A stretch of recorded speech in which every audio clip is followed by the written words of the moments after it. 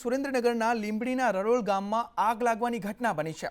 રડોલ ગામે મસ્જિદ પાસે રહેણાંક મકાનમાં આગ લાગી છે અને આગમાં ફસાઈ જતા 3 લોકોના મોત પણ નીપજ્યા છે। આસપાસના મકાનોમાં પણ આગ પ્રસરી રહી છે અને આગ ફેલાઈ ચૂકી છે। મકાન બહાર પાર્ક કરેલી કાર તો બળીને ખાખ થઈ ગઈ છે। ફાયરની ટીમોએ ઘટના સ્થળે પહોંચી કામગીરી હાથ ધરી છે કે આગને કાબૂમાં લેવા પ્રયાસ પણ હાથ ધરવામાં આવ્યા છે। ત્યારે રડોલ ગામમાં આગની જે ઘટના બની છે તેમાં લોકોના મોત પણ નીપજ્યા છે। વધુ માહિતી સાથે અશ્વિન રાણા જોડાઈ ચૂક્યા છે। અશ્વિન, શું છે વધુ માહિતી?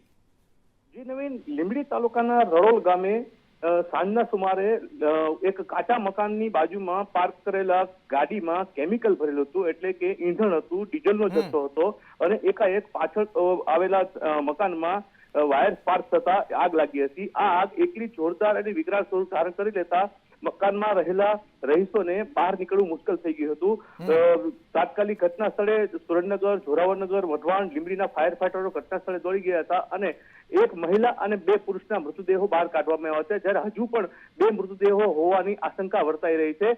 અને ઘટનાની જાણ થતાં લીંબડી ધારાસભ્ય કિરીટ રાણા સહિત નાયબ કલેક્ટર કુલદીપ દેસાઈ સહિત લોકો ત્યાં ઘટના સ્થળે દોડી ગયા હતા અને ભારે જહેમત બાદ આગને કાબૂમાં ઉઠાવી હતી। આજી નવીન, તો આગ કાબૂમાં લેવાઈ ગઈ છે અશ્વિન?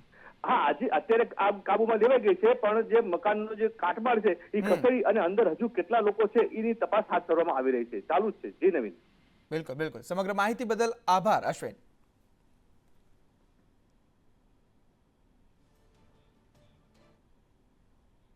તો આ તરફ સુરેન્દ્રનગરના સર્વેયરની ખેડામાં બદલી કરવામાં આવી છે। સર્વેયર BN ભગોરાની ખેડા જિલ્લામાં બદલી કરાઈ છે। સુરેન્દ્રનગરના માઇન્સ સુપરવાઇઝરની પણ બદલી કરવામાં આવી છે। નાથા ટપુભાઈ કણજરિયાની જામનગરમાં બદલી કરાઈ છે। ઓપરેશન પાતાળની વિધાનસભા ગુંજ પછી આ બદલીઓ કરવામાં આવી છે। સુરેન્દ્રનગરના સર્વેયરની ખેડામાં બદલી કરવામાં આવી છે। સંદેશ ન્યૂઝનું જે ઓપરેશન હતું પાતાળ, તેમાં તે બાદ વિધાનસભામાં તેની ગુંજ જોવા મળી અને તે બાદ આ બદલીઓ કરવાની કાર્યવાહી હાથ ધરવામાં આવી છે।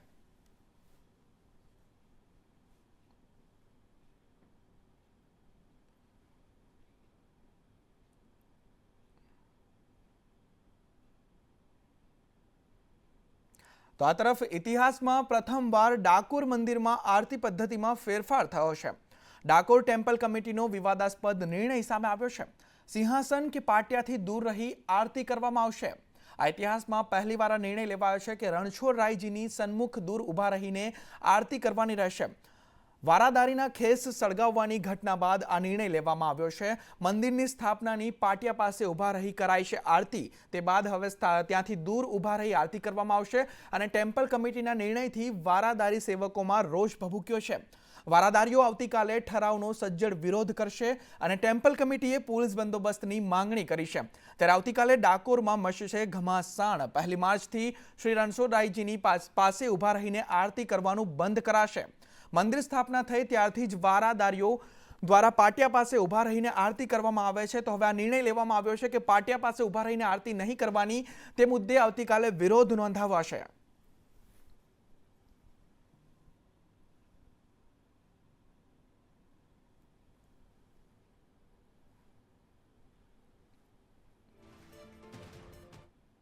તો આ તરફ PM મોદી 2 દિવસના ગુજરાત પ્રવાસે આવશે। આવતીકાલથી વડાપ્રધાન મોદી ગુજરાત પ્રવાસે આવી રહ્યા છે, ત્યારે તેમના પ્રવાસને લઈ તડામાર તૈયારીઓ ચાલી રહી છે। PM મોદી જામનગરમાં રાત્રિ રોકાણ કરશે અને રિલાયન્સના વનતારાની મુલાકાત પણ લેશે। ત્યારબાદ 3 માર્ચે વર્લ્ડ વાઇલ્ડ લાઇફ ડેની ઉજવણીમાં તેઓ ભાગ લેશે અને સાસણગીરમાં નેશનલ કોન્ફરન્સમાં પણ તેઓ હાજર રહેશે।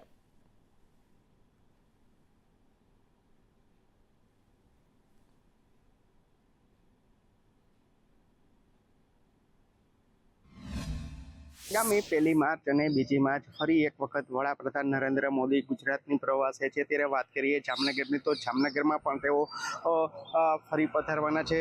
વાત કરીએ જામનગરમાં નરેન્દ્ર મોદીના કાર્યક્રમને, તો જામનગરમાં તેઓ 1 તારીખના રોજ રાત્રિ રોકાણ કરશે અને ત્યારબાદ તેઓ જામનગર આવશે। સમગ્ર કાર્યક્રમને લઈને હાલ તમે જોઈ શકો છો કે જામનગરના જે સર્કિટ હાઉસ છે ત્યાં બંદોબસ્ત ગોઠવી દેવામાં આવ્યો છે। હાલ તો પોલીસ બંદોબસ્ત ગોઠવી દેવામાં આવ્યો છે। 1500 જેટલા જવાનો છે આ માટે તૈનાત કરવામાં આવ્યા છે।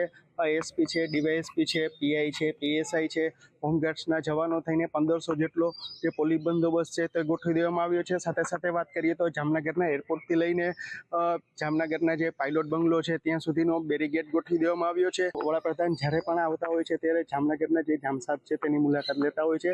હાલ તો જામનગરના જામસાબ છે તેની નાદુરસ્ત તબિયતના કારણે તેઓની પણ મુલાકાત લેવી તેવી સંભાવનાઓ દેખાઈ રહી છે. એટલે કહી શકાય કે જામનગરમાં વડાપ્રધાન નરેન્દ્ર મોદી પાછલા વર્ષની વાત કરીએ તો એક વર્ષમાં બીજી વખત જ ફરી એક વખત જામનગરની મુલાકાત રહ્યા છે. ત્યારે જામનગરમાં વહીવટીતંત્ર આ બાબતે સાબદું થયું છે અને ભાજપમાં અને જામનગર વાસીઓમાં ક્યાંક ને ક્યાંક ઉત્સાહ જોવા મળી રહ્યો છે. ઉપેન્દ્ર ગોહિલ, સંદેશ ન્યૂઝ, જામનગર. તો વડાપ્રધાન નરેન્દ્ર મોદી આવતીકાલે જામનગરની મુલાકાતે આવી રહ્યા છે.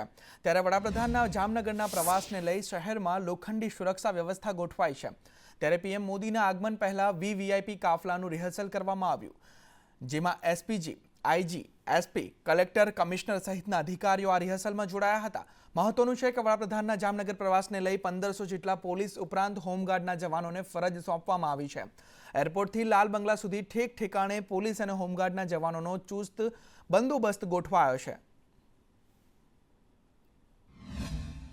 પ્રધાનમંત્રીશ્રીની જામનગર જિલ્લાની મુલાકાત અન્વયે જરૂરી જાહેરનામાઓ કરી નાખવામાં આવેલા છે. આ ઉપરાંત જે કોઈ સુરક્ષા, પોલીસ બંદોબસ્ત આ સહિતની જે તૈયારીઓ છે એ તમામ પૂર્ણ કરી લેવામાં આવેલી છે. જામનગર જિલ્લાનું વહીવટીતંત્ર અને પોલીસ તંત્ર માનનીય પ્રધાનમંત્રીશ્રીની મુલાકાત અન્વયે સંપૂર્ણ રીતે સજ્જ છે. તો આ તરફ પીએમ મોદીના આગમનને લઈ સાસણમાં પણ તડામાર તૈયારીઓ ચાલી રહી છે. 2 માર્ચના રોજ વડાપ્રધાન નરેન્દ્ર મોદી સાસણ આવશે. સિંહ દર્શન કાર્યક્રમને લઈ વન વિભાગ દ્વારા તૈયારીઓ કરવામાં આવી રહી છે. ત્યારે સાસણના સિંહ સદન પર ચુસ્ત બંદોબસ્ત ગોઠવાયો છે. વડાપ્રધાનના આગમનને લઈ સાસણમાં તડામાર તૈયારીઓ હાથ ધરવામાં આવી છે. અલગ અલગ વિભાગો દ્વારા બેઠકોનો પણ દોર ચાલી રહ્યો છે, ધમધમાટ ચાલી રહ્યો છે. ત્યારે તમામ કામગીરીને અપાઈ રહ્યો છે આખરી ઓપ. સાસણ સિંહ સદન પર ચુસ્ત બંદોબસ્ત પણ ગોઠવવામાં આવ્યો છે.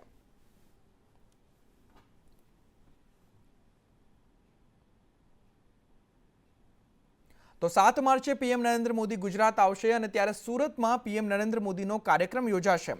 લિંબાયતના નીલગિરી મેદાનમાં તેઓનો કાર્યક્રમ યોજાશે અને સુરતમાં પીએમના કાર્યક્રમને લઈ મહત્વની બેઠક યોજાઈ. ગૃહ રાજ્યમંત્રી હર્ષ સંઘવીની હાજરીમાં તે બેઠક યોજવામાં આવી. મંત્રી મુકેશ પટેલ, કલેક્ટર સહિતના અધિકારીઓ પણ બેઠકમાં હાજર.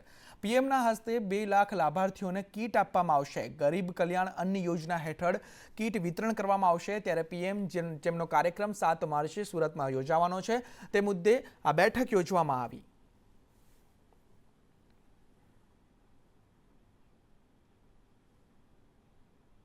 તો આ તરફ નવસારીના જલાલપુરમાં આગામી 8 માર્ચના રોજ પીએમ મોદીની હાજરીમાં લખપતિ દીદી કાર્યક્રમ યોજાશે, જેમાં ડાંગ અને વલસાડ જિલ્લાના 1 લાખથી વધુ લોકો ઉપસ્થિત રહેશે. ત્યારે જલાલપુર તાલુકાના બોરસી ગામે કાર્યક્રમની તડામાર તૈયારીઓ શરૂ કરી દેવામાં આવી છે. કાર્યક્રમને લઈ 4000થી વધુ 3 લેયર પોલીસ બંદોબસ્તમાં તૈનાત રહેશે, જેમાં 14 જેટલા એસપી, 32 ડીવાયએસપી સહિત 3000 પોલીસ જવાનો અને 1000 હોમગાર્ડના જવાનો તૈનાત રહેશે. સાથે બોર્ડની પરીક્ષાને ધ્યાનમાં રાખી યોગ્ય વ્યવસ્થા પણ કરવામાં આવશે. નવસારીના વાસી બોરસી ખાતે માનનીય વડાપ્રધાન શ્રી, માનનીય મુખ્યમંત્રી શ્રી અને માનનીય જલશક્તિ મંત્રી શ્રીની અધ્યક્ષતાની અંદર એક લખપતિ દીદીનું કાર્યક્રમ યોજવામાં આવી રહ્યું છે.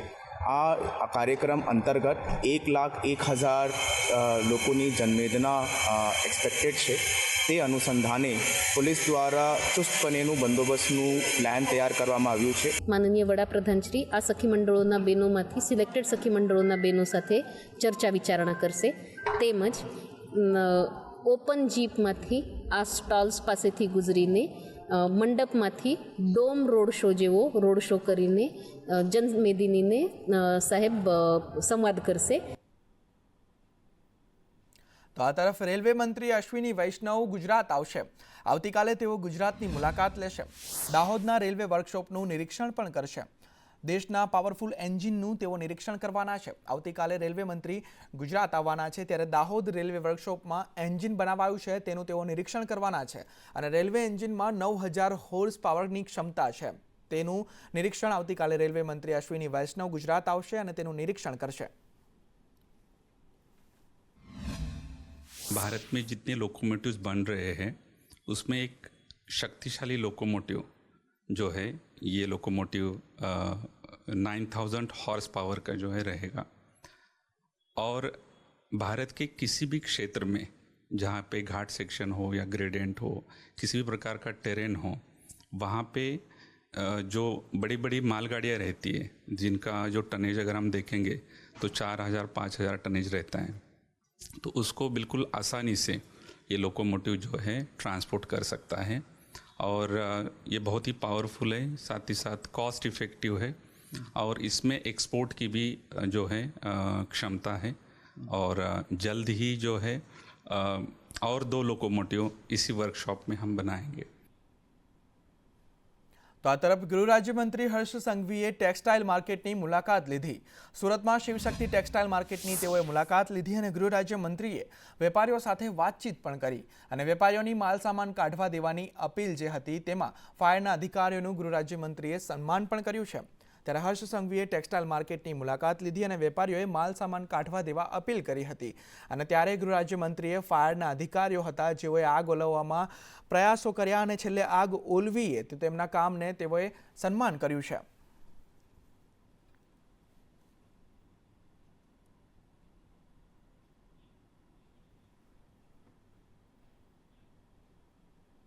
તો આ તરફ એમએલએ ચૈતર વસાવાની અલગ ભીલ પ્રદેશની માંગ છે। અમને અલગ ભીલ પ્રદેશ આપવામાં આવે તેવું તેઓએ નિવેદન આપ્યું છે કે તેની રાજધાની કેવડિયા બનાવવામાં આવે। હવે અમે કોઈ આંદોલન કરવા માંગતા નથી અને આઝાદી બાદ પણ જોગવાઈની અમલવારી નથી। ગૃહમાં પણ મેં કીધું કે હવે અમે આવેદન નિવેદન જિંદાબાદ મુર્દાબાદ લડેંગે જીતેંગે કરવા માંગતા નથી। અમને આદિવાસીઓને 29મું સ્વાયત્ત રાજ આપવામાં આવે એવી અમે ગૃહમાં માંગ કરી છે। 29મું રાજ્ય દેશનું ભીલ પ્રદેશ બનાવવામાં આવે એની અમે માંગ કરી છે। જે ભીલ પ્રદેશ હતો જ દેશ આઝાદ થયા બાદ એને ગુજરાત, મહારાષ્ટ્ર, મધ્યપ્રદેશ અને રાજસ્થાન આમ 4 રાજ્યોમાં વિભાજિત કરવામાં આવ્યો છે। આવનારા દિવસોમાં દેશનું 29મું રાજ્ય ભીલ પ્રદેશ બને એની માંગ અમે ગૃહમાં કરી છે। એની રાજધાની કેવડિયા ખાતે બનાવવામાં આવે એવી માંગ કરી છે। તો આ તરફ વિંછિયામાં કોળી સમાજના સંમેલનને લઈ ગરમાવો જોવા મળી રહ્યો છે। કોળી સમાજ આગેવાન જયેશ ઠાકોરની પ્રતિક્રિયા સામે આવી છે। તેઓએ કહ્યું કે મહાસંમેલન તો થશે જ, લાખોની સંખ્યામાં સમાજના લોકો ઊભા રહેશે। આ કોઈ રાજકીય સ્ટન્ટ નથી, ન્યાયની લડત છે। પીડાને લઈ મહાસંમેલન થઈ રહ્યું છે। કોઈ રાજકીય નેતા બનવા માટે નહીં કે કોઈ પાર્ટીએ નહીં, કોઈ પણ સંગઠન, આ સંગઠન જે સંમેલન થશે એમાં કોઈ નેતાએ ખેસ પહેરીને નથી આવવાનું, કોઈ પણ નેતાએ નહીં। અને તમે તમારો પર્સનલ ઝઘડો, પર્સનલ દુશ્મનીને લઈ એક વિડીયો જાહેર કરો છો, જે અંદરો અંદર ખેદ કરાવો છો, એવું નહીં ચાલે। મહાસંમેલન તો થશે જ અને લાખોની સંખ્યામાં કોળી ઠાકોર ત્યાં ઊભો રહેશે। જો ન્યાય નહીં મળે ને તો ગુજરાતમાં વાવાઝોડું તો આવશે જ। તો આ તરફ રાજકોટ જેતપુર હાઈવે પર 2 ટોલ ટેક્સનો જે મામલો હતો તેમાં આંદોલન કરતા એડવોકેટ જે હતા ધ્રુવ કાછડિયા, તેમની તબિયત લથડી છે। તબિયત લથડતા એડવોકેટને હોસ્પિટલમાં દાખલ કરવામાં આવ્યા અને છેલ્લા 4 દિવસથી એડવોકેટ ધરણા પર બેઠા હતા। તો તેમની તબિયત લથડી છે અને તેમને હોસ્પિટલમાં દાખલ કરવામાં આવ્યા છે। એડવોકેટ ટોલ ટેક્સ હટાવવાની માંગ કરી રહ્યા હતા, તેથી તેઓએ ધરણા પર બેઠા હતા। 6 લેનનું કામ ચાલે ત્યાં સુધી ટોલ ટેક્સ માફ કરવા તેઓની માંગ હતી।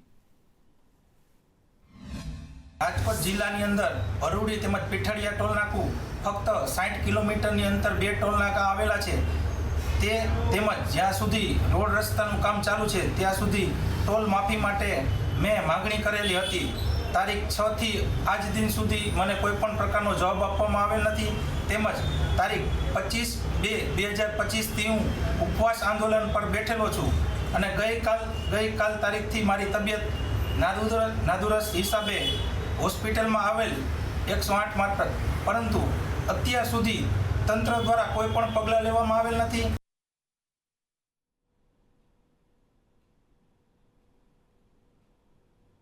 તો આ તરફ કચ્છમાં નકલી ડ્રાઇવિંગ લાયસન્સનું કૌભાંડ ઝડપાયું છે। પેન્ટુ નામના શખ્સની એસઓજી પોલીસે ધરપકડ કરી છે। એસઓજીએ 14 જેટલા નકલી લાયસન્સ પણ જપ્ત કર્યા છે। આરોપી સામે બીએનએસ અને આઈટી એક્ટની કલમો હેઠળ ગુનો નોંધવામાં આવ્યો છે અને એસઓજીએ બાતમીના આધાર પર અમુક ટ્રક ચાલકોની પણ તપાસ હાથ ધરી છે। એસઓજીએ એમ પરિવહન પોર્ટલ અને આરટીઓમાં તપાસ હાથ ધરી છે અને તેઓએ તપાસ ત્યાં કરી તપાસમાં તમામ લાયસન્સ નકલી હોવાનું સામે આવ્યું હતું ત્યારે નકલી ડ્રાઇવિંગ લાયસન્સના કૌભાંડનો પર્દાફાશ થયો.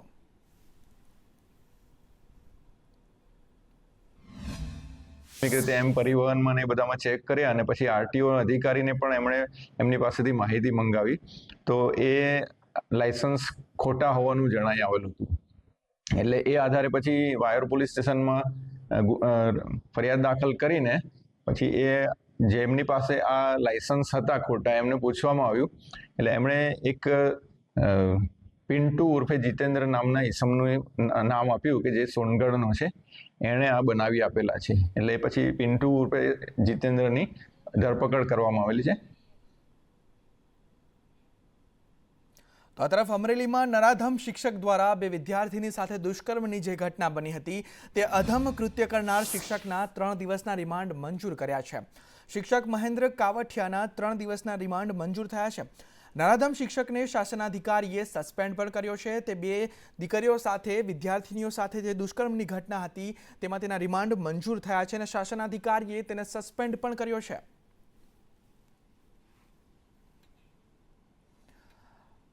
શિક્ષક દ્વારા 2 વિદ્યાર્થીની સાથે દુષ્કર્મ આચરવામાં આવ્યું હતું. ત્યાં નરાધમ શિક્ષક છે તેની ધરપકડ કરવામાં આવી હતી. તેને કોર્ટમાં રજૂ કરવામાં આવ્યો હતો. તે બાદ તેના હાલ 3 દિવસના રિમાન્ડ મંજૂર કરવામાં આવ્યા છે અને તેને સસ્પેન્ડ પણ કરવામાં આવ્યો છે. ત્યાં શિક્ષકને જે શિક્ષણ જગત છે તેને શર્મસાર કરતી જે ઘટના બની હતી ત્યાં શિક્ષકના 3 દિવસના રિમાન્ડ મંજૂર કરવામાં આવ્યા છે.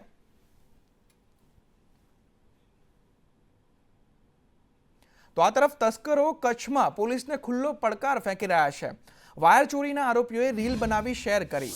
પોલીસ કેસમાં પકડાયા હતા તેના ફોટા પણ શેર કર્યા. તેની રીલ બનાવી અને પોલીસને ખુલ્લો પડકાર ફેંકતા જોવા મળી રહ્યા છે. તસ્કરો ફિલ્મી ડાયલોગ સાથે આરોપીઓએ પોસ્ટ પણ કરી છે અને ડાયલોગબાજી સાથેની આરોપીઓએ જે રીલ પોસ્ટ કરી છે તે ઓફિશિયલ વાગડિયા નામની આઈડીમાંથી તે વિડીયો પોસ્ટ કરવામાં આવ્યો છે. જે પોલીસે ધરપકડ કરી હતી તે મુદ્દે તેણે સોંગ મૂકીને રીલ પોસ્ટ કરી છે.